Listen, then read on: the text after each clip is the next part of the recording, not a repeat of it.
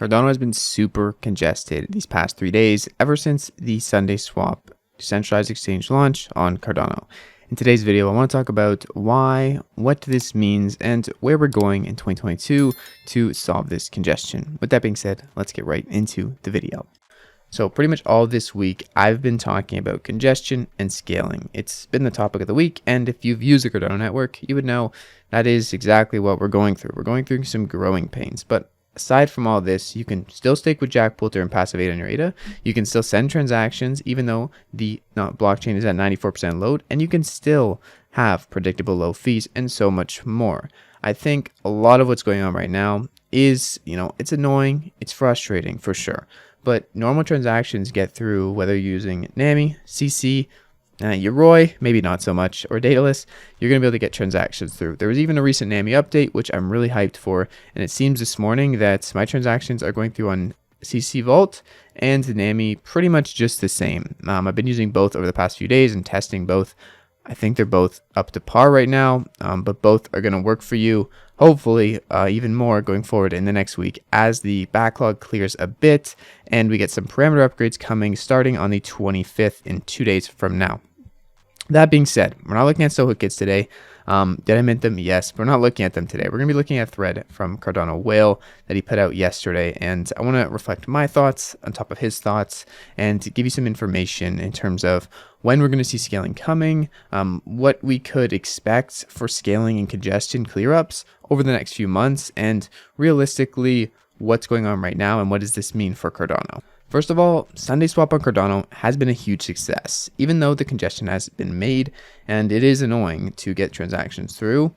It is a reflection that no one's losing money on failed transactions. The fees in the network are still sustainable and still reliable and predictable. And also, everything that has been going through Sundaeswap and all these smart contracts and DEXs building on top of Plutus are really good so far. No really big hiccups other than network congestion, at least that as far as we can tell so far. If this type of smooth assurance keeps up, I can very likely see, as Whale mentions here, many people or the next compounds, Uniswaps, Aves coming over to build on Cardano, a reliable, trustless and decentralized chain where they can also implement off-chain solutions to benefit their products and their end users. On top of that, we have a whole myriad of things that I'm not going to mention in today's video on why it would be good to come on Cardano, but I want to get on to scaling. And if you haven't seen it already, I made a video going over the 11 ways Cardano is going to scale in 2022. If you just scroll down here, it'll be in the description. And this does go over them more technically if you want to cover that and see that for yourself. First things first, in terms of scaling, as I mentioned earlier, the network is at a 95% load consistently over the past 24 hours. With this though, although script contracts, things like basically signing for smart contracts on Sundaeswap or NFTs, those seem to be a lot slower. Normal transactions seem to be pretty efficient. Not really as great as it was a month ago, say, when there was no congestion, but better than the ulterior, which is smart contracts or basically any transactions you're sending that interact with Plutus scripts. All the meanwhile, Cardano stays up and reliable as well as stable. And honestly, I could have titled this video, Cardano is unusable, because a lot of the aspects right now are a bit unusable and a bit frustrating.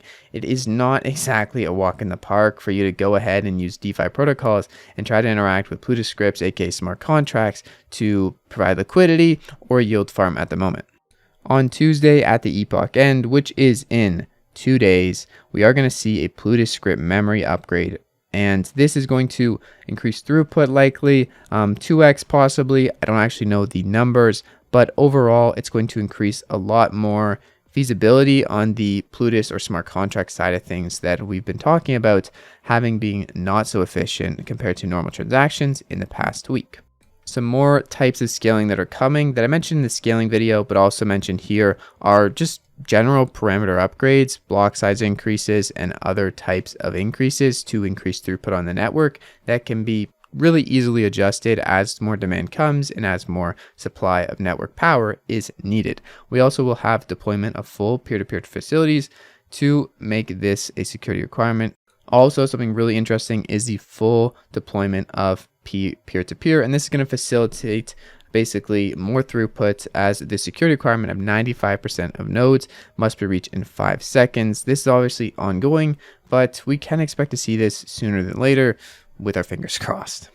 There are also quite a few more things in the works, and those are not limited to a PlutoScript compression, and hopefully we're going to see this in the next month or two, as it's definitely needed to help process the dApps and all the enhancements that are coming. Other than that, just general block size increases hopefully will be up to a point where we can sustain a lot more people by June. Cardano Whale mentions that his sense is basically that the UX and TPS we had before the Sundaeswap launch would be achievable after these upgrades, and not just for simple transactions, but also for all the dApps transactions and smart contract executions also. To be honest, it's only a matter of time until Cardano DeFi is up to the standards of the other DeFi protocols and the other networks, while supplying a myriad of other benefits that kind of blow the others out of the water. To get on par first, though, we are going to have to make some large scaling adjustments to allow a greater throughput, so there's not so much frustration in getting transactions through on the day-to-day. I think this is probably going to be up until June, until we get up to that on par with the other chains in terms of scalability and congestion. And then after that, I also think that the sky is really not even the limit.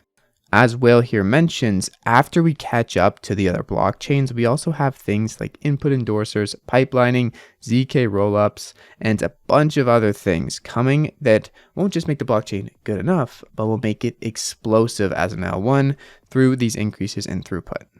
And all of this talk about scaling, and I haven't even mentioned all of the layer 2 solutions that are being worked on concurrently with the layer 1 solutions that can also come live at pretty much the same times. So all of these things put together, I think we have a bright future ahead of us. Obviously, I'm always going to have a more optimistic look for Cardano, as that's what I think about, talk about, and learn about pretty much every single day. But that's my notes. That's Whale's notes. Thank you so much for the Twitter thread. And there's things like Hydra, there's things like Milko Meta coming, where the TPS will be through the roof on these protocols and these side chains. And I do think overall the network is growing, the network is enhancing, things are being worked on. Will it be frustrating as the growing pains are here and we're going through them now? Yes, absolutely. But in the end, I'm here for the long haul. I think it's inevitable that at some point, in the next year or two, Cardano is going to be able to surpass a lot of the other L1s, if not all of them, with this type of improvement so quickly that many can't really achieve, especially not in this decentralized manner. Anyways, that's all the Hooded Prophet has for you today. Just a little hopium, just a little copium, as the markets are down quite a lot. Try not to look at them too much, or you might have to cuddle your pillow tonight. But anyways, I'll see you guys in the next video. It's been your friend Jack. Have a great freaking day. Peace out.